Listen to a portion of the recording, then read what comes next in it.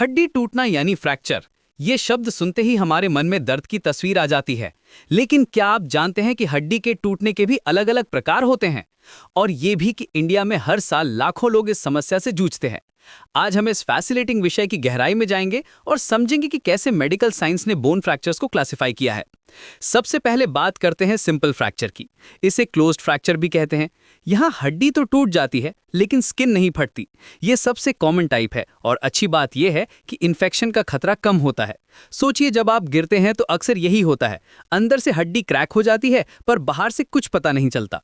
अब इसके ऑपोजिट है कंपाउंड फ्रैक्चर या ओपन फ्रैक्चर। यहाँ हड्डी टूटकर स्किन को भी तोड़ देती है।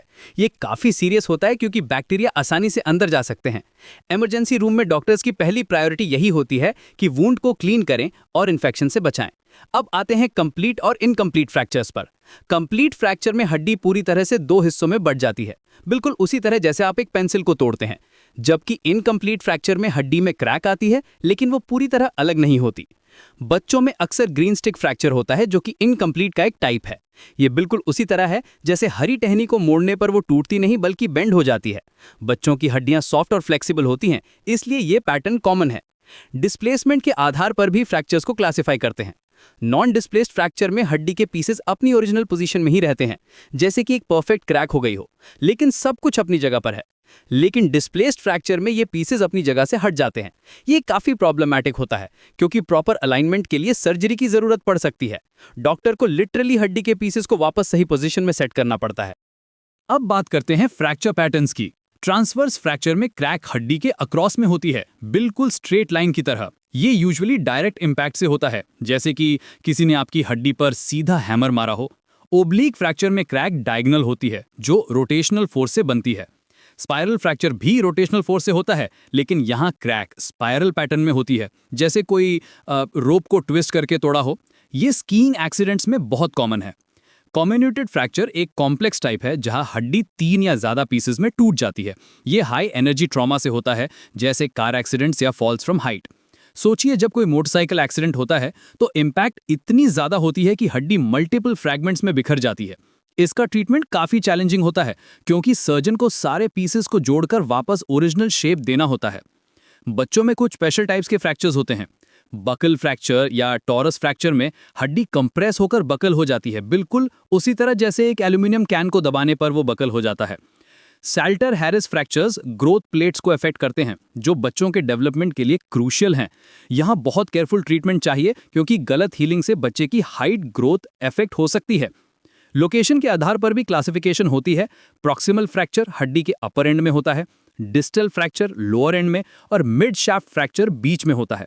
हर लोकेशन का अपना सिग्निफिकेंस होता है हीलिंग के पर्सपेक्टिव से। प्रॉक्सिमल फ्रैक्चर्स में ब्लड सप्लाई बेटर होती है, इसलिए हीलिंग फास्ट होती है। अब कॉजेज की बात करें तो ट्रॉमा सबसे कॉमन कारण है। मेडिकल डेटा के अनुसार वेहिकुलर एक्सीडेंट से करीब 47% फ्रैक्चर्स होते हैं। Sports injuries, falls from height, ये सब डायरेक्ट ट्रॉमा के एग्जांपल्स हैं।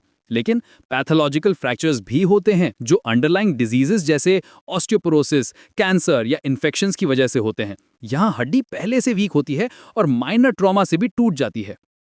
स्ट्रेस फ्रैक्चर्स एक इंटरेस्टिंग कैटेगरी है। ये रिपीटेटिव एक्टिविटीज से होते हैं, जैसे लॉन्ग डिस्टेंस रनिंग या डांसिंग। यहाँ एक बार में मेजर ट्रॉमा नहीं होता बल्कि रिपीटेड माइक्रो ट्रॉमा से क्रैक डेवलप होती है। मैराथन रनर्स में ये बहुत कॉमन है।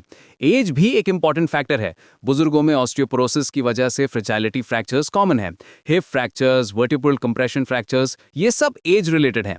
50 साल की एज के बाद हर 100,000 लोगों में से 129 लोगों को हिप फ्रैक्चर्स होते हैं।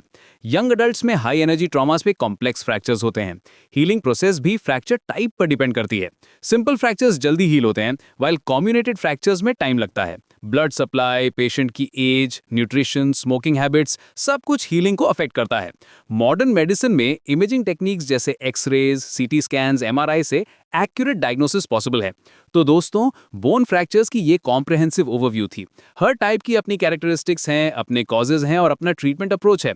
मेडिकल फील्ड में ये नॉलेज लाइफ सेविंग होती है।